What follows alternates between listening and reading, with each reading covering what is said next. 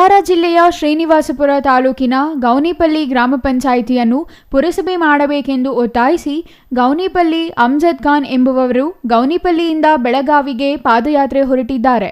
ಬೆಳಗಾವಿಯಲ್ಲಿ ನಡೆಯುವ ಚಳಿಗಾಲದ ಅಧಿವೇಶನದ ವೇಳೆ ಸರ್ಕಾರ ಹಾಗೂ ಸಂಬಂಧಪಟ್ಟ ಸಚಿವರಿಗೆ ಮನವಿ ನೀಡಲು ಪಾದಯಾತ್ರೆ ಮೂಲಕ ಹೊರಟಿದ್ದಾರೆ.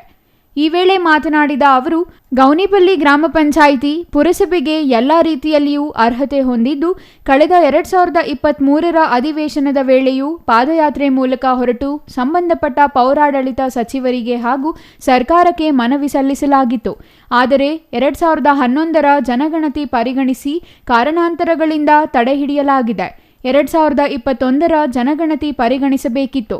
ಯಾವ ಕಾರಣದಿಂದ 2011ರ ಜಾತಿಗಣತಿ ಪರಿಗಣನೆಗೆ ತೆಗೆದುಕೊಂಡಿದ್ದಾರೋ ಗೊತ್ತಿಲ್ಲ.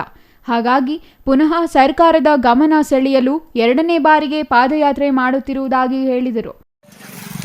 ನಮಸ್ಕಾರ, ನನ್ನ ಹೆಸರು ಅಮ್ಜದ್ ಖಾನ್ ಅಂತ, ಶ್ರೀನಿವಾಸಪುರ ಕ್ಷೇತ್ರ, ಕೋಲಾರ ಜಿಲ್ಲೆ, ಗೌನಿಪಲ್ಲಿ ಗ್ರಾಮ ಪಂಚಾಯಿತಿಯ ಗ್ರಾಮಸ್ಥನಾಗಿದ್ದೇನೆ.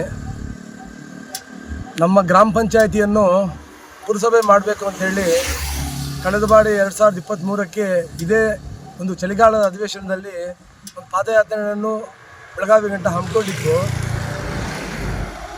ಈ ಪಾದಯಾತ್ರೆಯನ್ನು ಕಾರಣಾಂತರಗಳಿಂದ ಈ ಒಂದು ಪುರಸಭೆಯ ಒಂದು ಸಬ್ಜೆಕ್ಟನ್ನು ಕಾರಣಾಂತರಗಳಿಂದ ತಡೆ ಹಿಡಿದಿದ್ದಾರೆ. ನಾವು ಅದಕ್ಕೆ ಸರ್ಕಾರದ ಗಮನಕ್ಕೆ ತರಲು, ಅವರಿಗೆ ಒಂದು ಒತ್ತಡ ಹಾಕಲು ಸರ್ಕಾರ ಒಂದು ನಮ್ಮ ಮೇಲೆ, ನಮ್ಮ ಗೌನಿಪಲ್ಲಿ ಗ್ರಾಮ ಪಂಚಾಯಿತಿಯ ಗ್ರಾಮಸ್ಥರ ಬಗ್ಗೆ ಒಂದು ಕನಿಕರವನ್ನು ತೋರಿಸಬೇಕು ಅಂತೇಳಿ ಒಂದು ಮನವಿಯನ್ನು ಸಹ ಸಲ್ಲಿಸಲು ನಾವು ಈ ದಿನ ಮತ್ತೊಮ್ಮೆ 2ನೇ ಪಾದಯಾತ್ರೆ ಗೌನಿಪಲ್ಲಿ ಗ್ರಾಮ ಪಂಚಾಯಿತಿಯಿಂದ ಬೆಳಗಾವಿ ತನಕ ಪಾದಯಾತ್ರೆಯನ್ನು ಹಮ್ಮಿಕೊಂಡಿದ್ದೇವೆ. ಈ ಪಾದಯಾತ್ರೆ ಗೌನಿಪಲ್ಲಿ ಪಂಚಾಯಿತಿಯ ಗ್ರಾಮಸ್ಥರ ಎಲ್ಲರ ಪಾದಯಾತ್ರೆ ಇದು.